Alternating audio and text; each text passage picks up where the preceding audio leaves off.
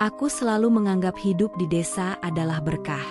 Suasana tenang, udara segar, dan tradisi yang kental membuatku merasa damai. Namun, semua itu berubah pada satu malam yang akan terus menghantui pikiranku. Aku, yang awalnya hanya seorang pria biasa dengan rutinitas harian, kini hidup dalam ketakutan akan hal-hal yang tak terlihat. Perkenalkan, aku Raka, seorang pria berusia 35 tahun yang tinggal di desa kecil bernama Sumberjati, di pinggiran Jawa Timur. Pekerjaanku sebagai guru SD membuatku banyak berinteraksi dengan anak-anak, termasuk Andrew, anakku yang berusia 9 tahun. Ia sering memintaku mengajaknya berburu, seperti yang dilakukan teman-temannya. Awalnya, aku ragu, tapi akhirnya aku setuju untuk mengenalkan tradisi itu padanya. Malam itu, kami memutuskan untuk berburu di hutan kecil yang tak jauh dari desa. Dengan membawa senapan angin dan senter, kami melangkah masuk ke dalam gelapnya hutan. Udara dingin menusuk, dan hanya suara serangga malam yang menemani kami. Andrew terlihat antusias, meski aku tahu ia sedikit gugup. "Pak, kenapa sunyi banget?" "Ya?" tanya Andrew pelan. Aku tersenyum untuk menenangkannya. "Hutan memang begini, Nak. Jangan takut, Bapak ada di sini." Namun, saat aku mengucapkan kata-kata itu, perasaan aneh mulai merayap. Entah kenapa, aku merasa ada yang memperhatikan kami. Tiba-tiba, Andrew menarik lenganku. "Pak, itu apa?" bisiknya sambil menunjuk ke sebuah pohon besar di kejauhan. Aku menyorotkan senter ke arah yang ditunjuknya. Di balik batang pohon, aku melihat sesuatu yang membuat darahku membeku. Sepasang mata merah menyala menatap balik ke arah kami. Aku mencoba meyakinkan diri bahwa itu hanyalah hewan malam, mungkin burung hantu. Tapi tatapan itu terlalu menakutkan, terlalu manusiawi. "Andrew, kita pulang sekarang," kataku tegas sambil menarik tangannya. Saat kami berbalik, langkah kami terhenti oleh pemandangan mengerikan. Tepat di tengah jalan setapak yang tadi kami lewati, tergolek kepala manusia. Wajahnya hancur, matanya terbuka lebar, dan mulutnya seperti ingin berteriak. Andrew berteriak histeris, dan aku dengan cepat menutup matanya sambil menyeretnya menjauh dari tempat itu. Kami berlari sekuat tenaga kembali ke desa. Saat tiba di rumah, aku langsung mengunci semua pintu dan jendela. Andrew tak henti-hentinya menangis, sementara aku mencoba menghubungi kepala desa untuk melaporkan apa yang kami temukan. Polisi datang keesokan harinya, tapi kepala yang kami lihat menghilang tanpa jejak. Andrew dan temannya. Beberapa hari berlalu. Andrew tampak murung dan sering mengurung diri di kamar. Aku pikir itu hanya trauma akibat pengalaman di hutan, hingga suatu malam aku mendengar suara lirih dari kamarnya.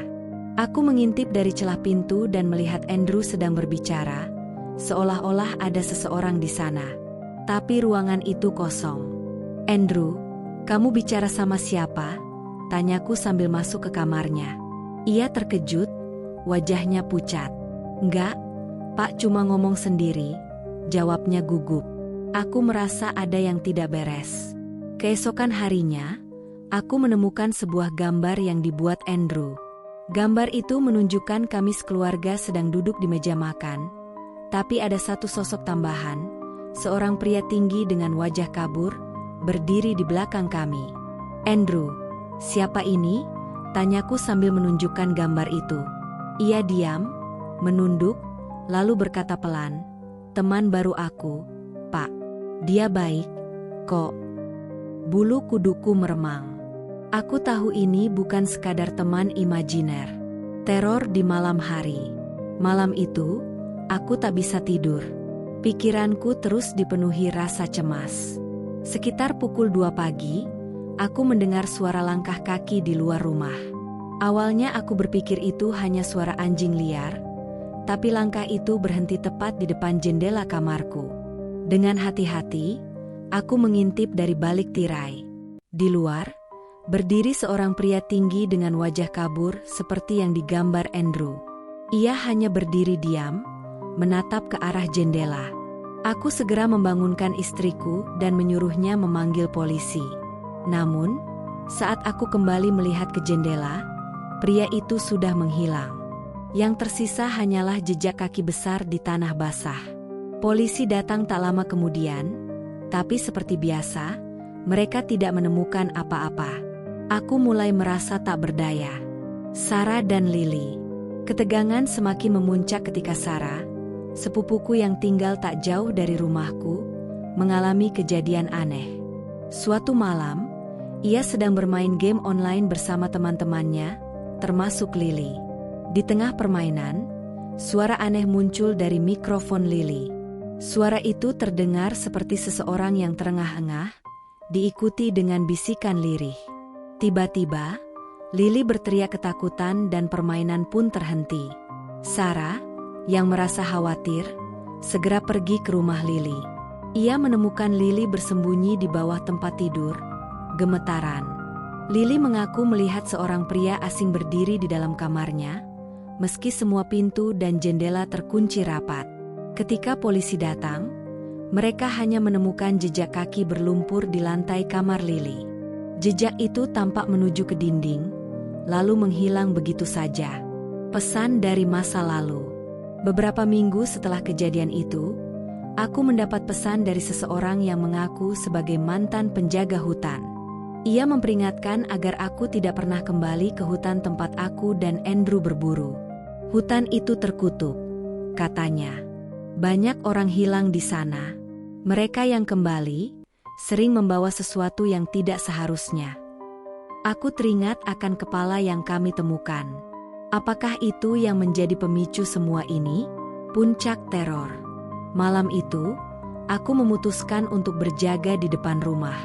Aku membawa parang, berharap bisa melindungi keluargaku dari apapun yang datang. Sekitar tengah malam, aku mendengar suara ketukan di pintu. Dengan hati-hati, aku membuka sedikit pintu itu dan melihat seorang pria dengan wajah penuh luka berdiri di sana. "Bantu saya," katanya lemah. Namun, sebelum aku sempat bertanya, wajahnya berubah menyeramkan. Matanya merah menyala, dan ia tersenyum lebar, menampakkan gigi-gigi tajam. Aku segera menutup pintu dan mengunci semua yang bisa dikunci. Pria itu mulai mengetuk pintu dengan keras, diikuti dengan suara tawa yang menggema di seluruh rumah. "Kami hanya ingin apa yang menjadi milik kami," katanya dari luar. Aku tahu saat itu, aku harus melakukan sesuatu. Aku mengambil senapan angin dan menembakkan beberapa peluru ke arah pintu.